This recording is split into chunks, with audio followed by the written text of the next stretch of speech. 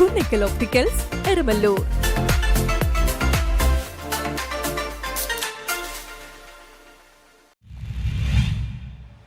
അരുക്കുറ്റിയിൽ അയൽക്കാർ തമ്മിലുണ്ടായ വഴക്കിൽ ചുറ്റികൊണ്ട് തലക്കടിയേറ്റ വീട്ടമ്മ മരിച്ചു. അക്രമികൾ പോലീസ് കസ്റ്റഡി.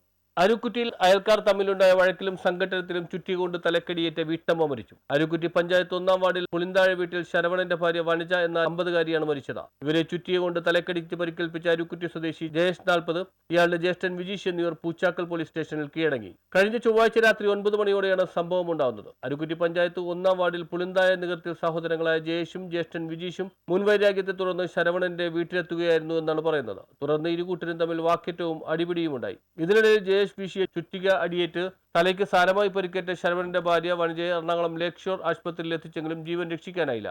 അക്രമത്തിൽ പരിക്കേറ്റ ശരവണനെയും മകൻ ശരത് ലാലിനെയും ചേർത്തല ഗവൺമെന്റ് ആശുപത്രിയിൽ പ്രവേശിപ്പിച്ചു. വനജയുടെ മൃതദേഹം വണ്ടാനം മെഡിക്കൽ കോളേജ് ആശുപത്രിയിൽ പോസ്റ്റ്മോർട്ടത്തിന് ശേഷം വീട്ടുവളപ്പിൽ സംസ്കാരം നടത്തും. News bureau, Aroor.